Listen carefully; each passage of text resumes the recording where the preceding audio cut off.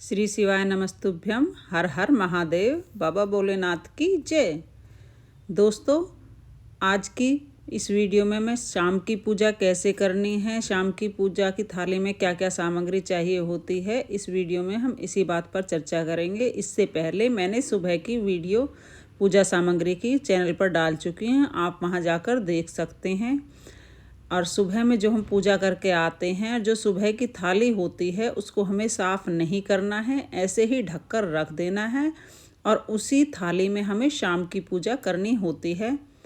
शाम का पूजन प्रदोष काल में होता है। प्रदोष काल यानी कि सूर्यास्त से 35-40 मिनट पहले और 35-40 मिनट के बाद का समय प्रदोष काल का होता है। इस समय में किया गया पूजन विशेष फलदायी होता है, इसलिए हमें इसी समय में पूजन करना चाहिए।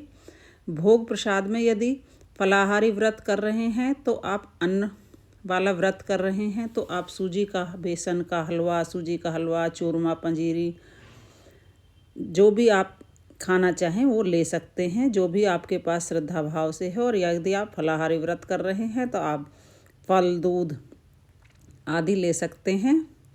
और देखिए, इसमें मैंने सूजी का हलवा बना लिया है। हलवा बनाकर और उसमें मैंने 3 भाग उसके कर लिए हैं। आपको घर से अलग दोने नहीं बनाने हैं, प्रसाद उतना ही बनाना है जितना हमें मंदिर लेकर जाना है, एक्स्ट्रा प्रसाद नहीं बनाना है। और साथ में हम भोलेनाथ के लिए जो आप श्रृंगार सामग्री अगर आपके पास सुबह की है तो आप ले सकते हैं, अगर श्रृंगार सामग्री नहीं है तो आप प्रसाद और दिए से भी पूजन कर सकते हैं। इसके लिए मैंने पंचामृत लिया है। कहीं कहीं मंदिर में शाम को पंचामृत नहीं चढ़ाने देते हैं, इसलिए अगर आप चाहें तो गंगाजल, तांबे के लोटे में शुद्ध गंगाजल और पानी ले जा सकते हैं और उससे बाबा को छींटे लगा सकते हैं। यहाँ पे मैंने मिश्री ले ली है, चावल ले लिए हैं, फल ले लिया है, पंचामृत, जो भी मौसमी फल आपको फल फूल मिले वो ले लें, अबीर, गुलाल और हल्दी।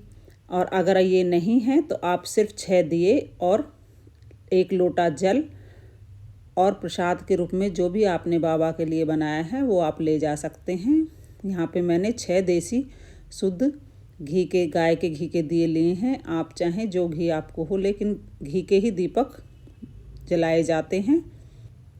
आप चाहें तो मिट्टी के या आटे के बने हुए दिए भी ले सकते हैं, लेकिन इस बात का विशेष ध्यान रखना है कि दिए देसी घी के और गोल बाती के ही होने चाहिए, क्योंकि शिवलिंग की पूजा में हमेशा गोल बाती का प्रयोग किया जाता है। और अगर आप मिट्टी के दिए ले रहे हैं तो वे बिल्कुल नए और कोरे होने चाहिए, पहले पूजन किए हुए दिए नहीं होने चाहिए। ये जो पहले जलाकर दोबारा यूज़ किए हुए दिए नहीं होने चाहिए। पूजन की जो भी सामग्री लेनी है वो थाली सुबह की लेनी है। अगर उसमें कुछ सामग्री कम पड़ गई है तो आप वो ले सकते हैं, लेकिन इस बात का विशेष ध्यान रखें कि सामग्री उतनी लें जितनी शाम की पूजा में लग जाए। एक्स्ट्रा सामग्री नहीं लेनी है, हमें मंदिर से सामग्री बचाकर नहीं लानी है। उसके बाद जो भी हलवा है, आपने जो भी प्रसाद बनाया है उसके 3 पार्ट करने हैं, इसलिए 3 अलग अलग दोने घर से लेकर जाएं, लेकिन घर से अलग अलग दोने नहीं बनाने हैं। प्रसाद उतना ही बनाना है जितना हमें मंदिर ले जाना है, एक्स्ट्रा नहीं बनाना है। प्रसाद के पार्ट हमें मंदिर में बाबा के पशुपतिनाथ का नाम लेते हुए मंदिर में शिवलिंग के बाबा के सामने ही करने हैं।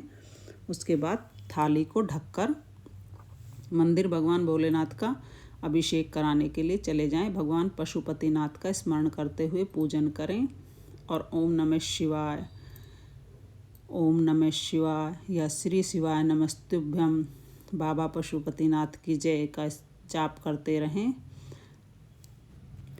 शिवलिंग का अभिषेक हमें दोनों टाइम कर सकते हैं, लेकिन अगर दोनों टाइम नहीं कर पाते हैं, एक टाइम तो अभिषेक और श्रृंगार अवश्य ही करना है। उसके बाद हमें कोई भी ऐसी चीज़, अंगूठी या चूड़ी नहीं पहननी है जिससे कि शिवलिंग में घर्षण हो। वो अगर हमारे ने ऐसी कोई चीज़ पहन रखी है तो उसे अवश्य ही उतार दें। उसके बाद बाबा की शिवलिंग की साफ़ सफाई अच्छे से कर लें, जो फूल वगैरह हैं उन्हें अलग हटा दें और उसके बाद जल से या बाबा का अभिषेक करें, पंचामृत से अभिषेक करें और उसके बाद बाबा का अच्छे से श्रृंगार करें। श्रृंगार में आपके पास जो भी सामग्री हो आप वो बाबा को अर्पण करें। अगर आपके पास शाम को श्रृंगार की सामग्री नहीं है तो आप जल के और गंगा जल के छींटे ही लगा सकते हैं। उसके बाद जो बचा हुआ जल है उसको किसी पीपल आदि के वृक्ष में डाल दें।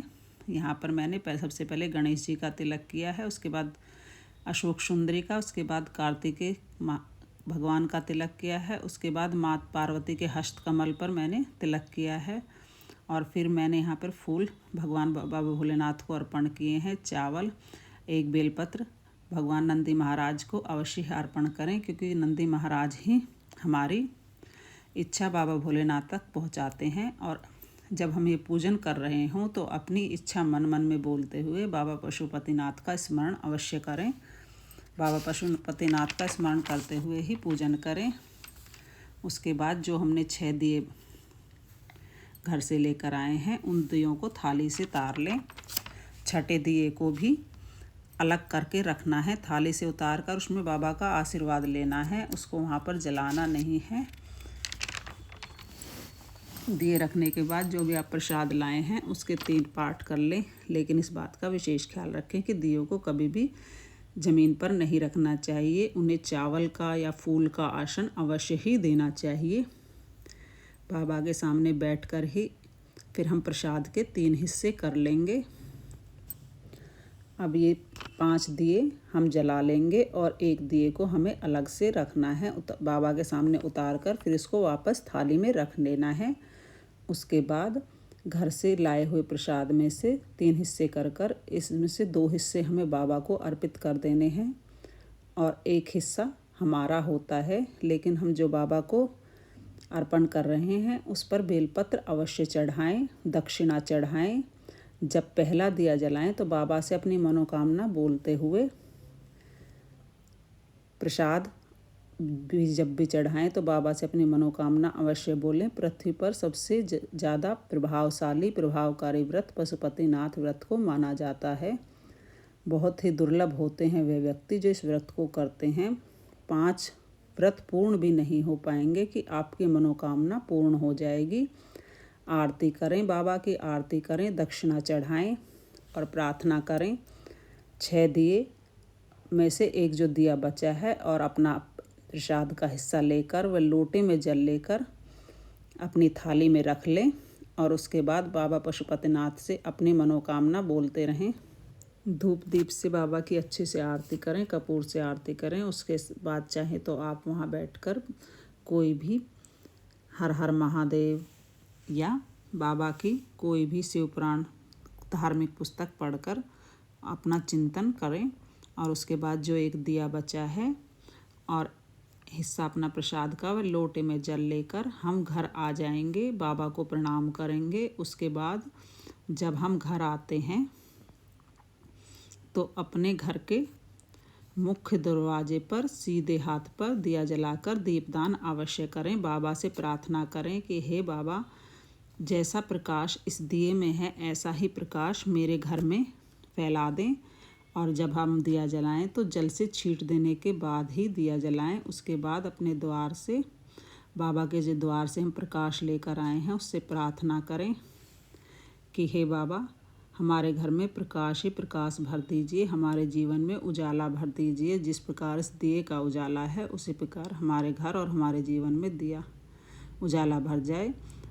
जो हम प्रसाद लाए हैं उसको आप पहले भोजन से पहले उस प्रसाद को ग्रहण कीजिए और पूरा प्रसाद आपको स्वयं ही ग्रहण करना है, किसी को भी प्रसाद नहीं देना है, क्योंकि यह व्रत होता है। उसमें जो प्रसाद होता है वह स्वयं हमें ही खाना है।